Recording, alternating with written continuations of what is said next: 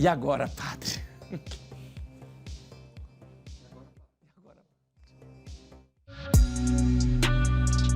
Padre, o que é um milagre eucarístico? Olha, é interessante falar do milagre eucarístico, porque nós temos vários milagres eucarísticos que já aconteceram e a gente sempre se atém num só, o grande milagre eucarístico de Lanciano, mas há outros milagres. Mas antes de falar do milagre eucarístico, achei interessante, deixa eu ver aqui horas, dá para falar. Primeiro a gente tem que entender o que é a Eucaristia. A Eucaristia é importante na nossa fé cristã católica, que a Eucaristia é a presença verdadeira, real de Jesus ali no pão e no vinho consagrados. Isso é muito importante para nós. Deixa eu te explicar por quê. Porque na nossa fé cristã católica, nós sabemos que quando nós celebramos a missa, na hora da missa, acontece um verdadeiro milagre eucarístico. Um verdadeiro milagre. O pão e o vinho que são oferecidos, no momento da consagração, eles são transformados em corpo e sangue de Cristo. É importante você lembrar que não é um símbolo e não é uma representação. Não. A hóstia consagrada, o vinho consagrado, não são uma representação do corpo de Cristo. É o corpo de Cristo. Por quê? Porque na missa nós celebramos o sacrifício eucarístico, o sacrifício de Jesus. Eu gosto sempre de reforçar isso e gosto de retomar. Preste bem atenção, Como é que o povo de Deus, o povo escolhido, se relacionava com Deus? Através de sacrifícios. Então, eram trazidos os animais que eram imolados e depois eram queimados sobre o altar. Isso era a maneira de se relacionar com Deus. Quando Jesus vem nos trazer a salvação, o que acontece? Aquele sacrifício antigo, ele acabou. Não existe mais aquele sacrifício antigo. E Jesus fala, eu serei sacrificado. Eu vou agora morrer por você na cruz. Rodolfo está mostrando aí o milagre de Lanciano. Daqui a pouco eu vou falar para você que é um milagre impressionante que eu vi com os meus olhos ali. Guarda essa imagem aí, Rodolfo, para a gente ver. E é interessante você lembrar o que acontece então. A partir daquele momento em que Jesus institui a Eucaristia, Jesus diz o seguinte, todas as vezes que você celebrar a missa, eu estarei no pão e no vinho. O pão e o vinho vão ser transformados em corpo e sangue. Para quê? Para que ele seja imolado sobre o altar.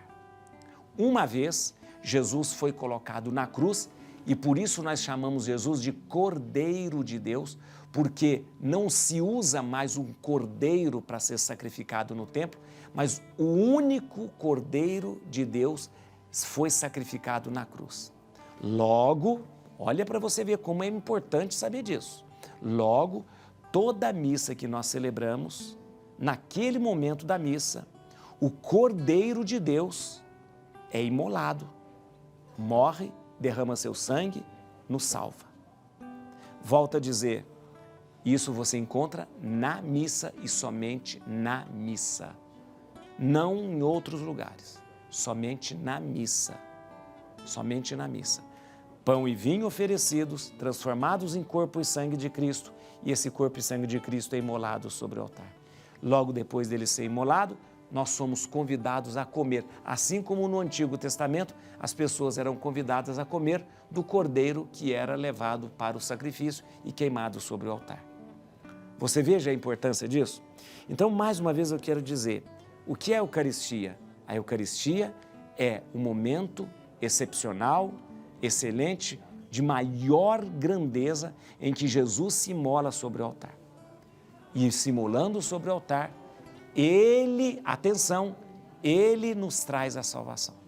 Ora, muitas vezes, a maioria das vezes, nós não vemos o pão e o vinho que são eucaristizados. Nós continuamos vendo o pão, continuamos vendo o vinho. O gosto não muda, a cor não muda nada. Por quê? Porque muda somente a substância. Por isso o milagre na Eucaristia, o milagre da missa, ele é chamado de transubstanciação. Porque não muda a cor do pão, não muda o gosto do pão, não muda o gosto do vinho, muda a substância. Ora, em alguns momentos na história, Deus quis que as pessoas tivessem contato com este milagre de uma forma mais evidente, Logo, nós tivemos em alguns momentos na história, que o pão na missa, de repente ele se apresentou como carne. Mais famoso é o milagre de Lanciano. Lanciano, uma cidadezinha na Itália, e ali um sacerdote, isso há muito tempo atrás, gente, há mais de 800 anos atrás, um sacerdote, mais de 800 anos atrás, um sacerdote estava em dúvida sobre se realmente ali o pão e o vinho eram verdadeiramente corpo e sangue de Cristo. E é quando ele celebra a missa, na hora que ele está celebrando a missa, o pão, ele se transforma num pedaço de carne. Ele, muito assustado, coloca sobre a patena e ele olha para o cálice e o cálice tinha coagulado em 5 coágulos de sangue. Aquilo, ele ficou muito impressionado, ele recolhe tudo aquilo, recolhe e guarda aquilo. Guarda, e todas as pessoas, na época, claro que não existia nem equipamentos, olham para aquilo e dizem, é sangue, é realmente músculo, é realmente carne. Em 1973, houve um exame muito grande sobre esse pedaço de carne e esses coágulos de sangue. Rodolfo, tem aí? Tem a imagem?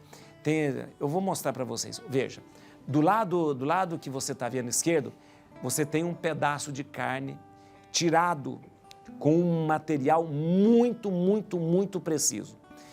Eles não conseguiram explicar como que há quase 1000 anos atrás pudesse ter tirado com tanta precisão um pedaço de carne desse. O pedaço de carne é um músculo cardíaco. Olha que interessante.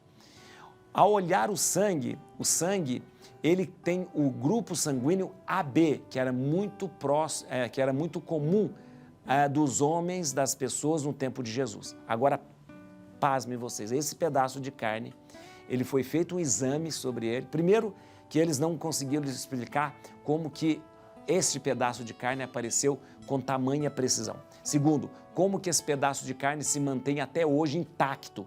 Terceiro, o exame foi feito, veja só, e não há neste pedaço de carne o rigor mortis. Sabe o que é rigor mortis? Quando a gente morre,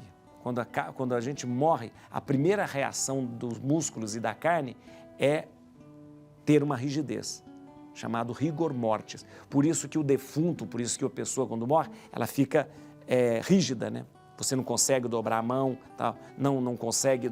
Então, geralmente quando a pessoa morre, você já coloca ela na posição que ela vai ser sepultada, porque depois você não consegue mesmo. O rigor mortis é normal em qualquer tecido do corpo humano.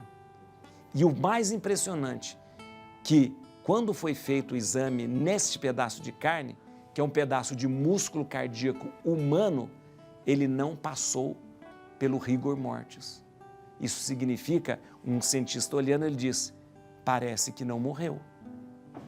Ou seja, as fibras foram conservadas como se fossem fibras de uma pessoa viva. Não houve a constrição do rigor mortis. É impressionante.